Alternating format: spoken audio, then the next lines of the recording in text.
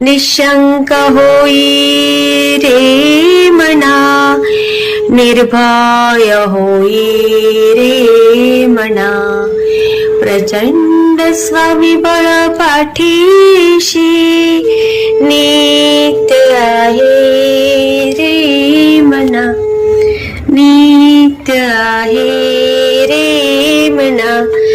जय शिवदत्त श्री स्वामी समर्थ महाराज. हा बोला. कोण बोलतोय? स्वामी ओम चॅनल मधनं बोलते. हा हा हा मी त्या दिवशी फोन केला होता पण तुम्ही तेव्हा उचलला नाही. मला अनुभव शेअर करायचा होता. हो कारण आता मिस कॉल बघितलं होतं मी. आजचा आहे की कालचा आहे लक्षात नाही माझ्या. कुठून बोलताय ताई? पुण्यामधून. अच्छा अच्छा. नाव सांगू शकता का? नाही, नाव नाही सांगू शकत. बरं बरं. काय अनुभव आला ताई?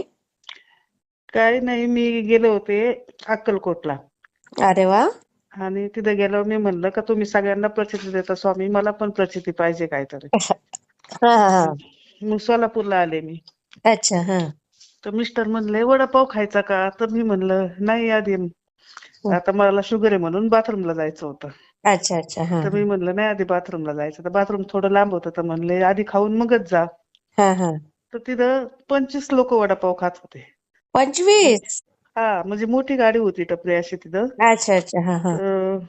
तिथं एक आले माणूस आले आणि मला म्हणले ताई मला वडापाव देता का? अरे बापरे. हा. तर म्हणले मी तुळजापूर वरून आलोय आणि चांगले असे म्हणजे काही असे भीक भीक मागणारे नव्हते एकदम असे. हा हा. आणि मग मी त्यांना लगेच यांना म्हणलं द्यावा वडापाव.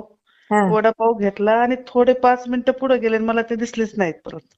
अरे बापरे. बघा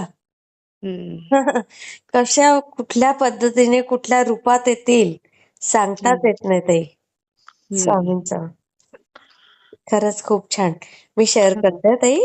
हो हो चालेल. श्री स्वामी समर्थ ताई. श्री स्वामी समर्थ. वाटला ते मला कमेंटमध्ये नक्की सांगा आणि व्हिडिओ आवडला असेल तर लाईक, शेअर आणि सबस्क्राईब करायला विसरू नका.